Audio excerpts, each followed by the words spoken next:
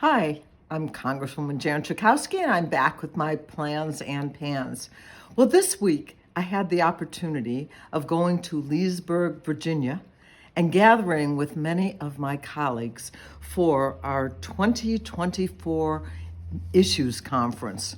This is a gathering of many of the Democrats to talk about the issues that affect our constituents, issues that we need to deal with in the United States Congress, to meet and dance with each other, and also to listen to some of the experts on the issues that we need to know about. We had some fantastic sessions with real experts, ranging in issues from reproductive rights to artificial intelligence. And we heard from the President of the United States, Joe Biden, who came to our conference for a wonderful conversation, lots of Q&A, and also Kamala Harris, the Vice President of the United States. One of the outstanding sessions was with Pete Buttigieg, our Secretary of Transportation, talking about planes, trains, and including high-speed rail, which is so important for us to develop. The United States is one of the only countries in the world, developed countries, that doesn't have high-speed rail. It was really an upbeat conference. We had a lot of time to speak with each other. We learned a lot, and my husband and I danced for a straight hour. It was great. Last week, the Republicans made every effort to impeach Alejandro Mayorkas, who is the Secretary of Homeland Security. Our United States Constitution is very clear. In order to impeach someone, there has to be evidence of high crimes and misdemeanors. The Republicans have failed to find a shred of evidence against Secretary Mayorkas. Actually, what they're angry about is what is happening at the southern border. Now, it is difficult right now with all of the immigrants for everyone. And instead of trying to help come up with a solution, the Republicans just went for impeachment. They failed by one vote.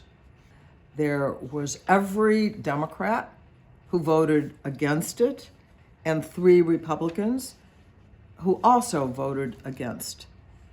Unfortunately, it looks like, as I head back to Washington this week, that they are going to try again to get the votes to impeach. Impeachment of this very decent and hardworking and successful secretary is not going to do anything to improve the situation. What we need and have for a long time is comprehensive immigration reform.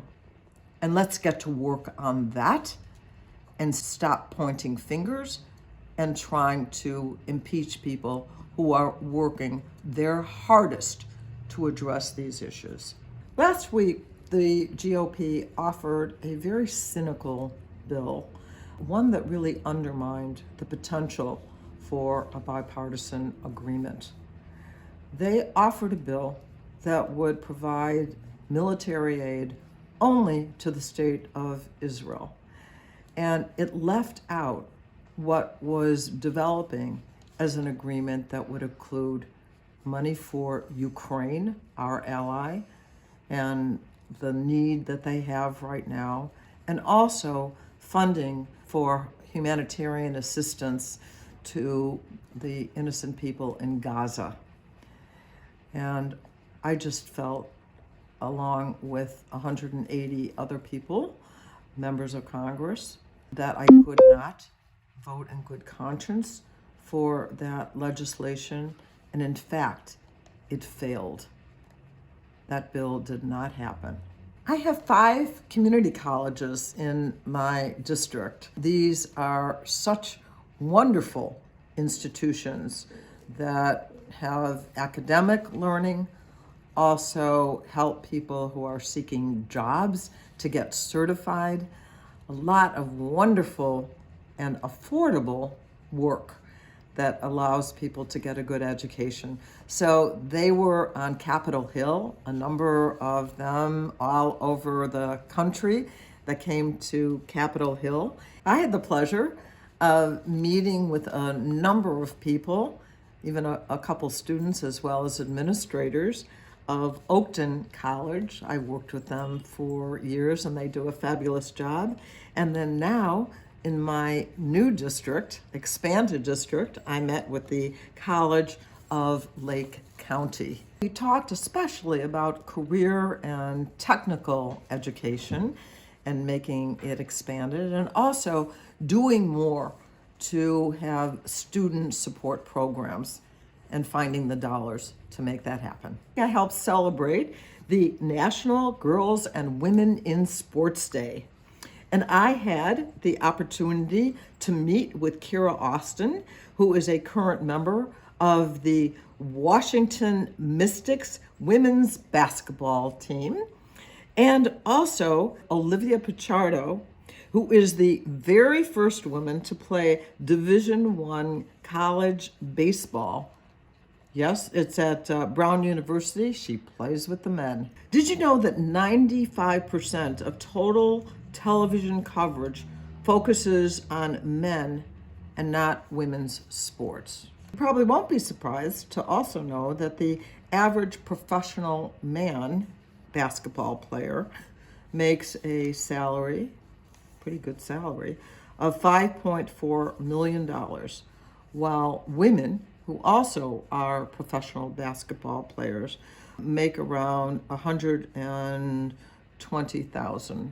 I talked about having a hearing about the disparities between men and women when it comes to sports, particularly professional sports, but also when it comes to college sports as well. I think it's really important that we have better equity when it comes between men and women and sports.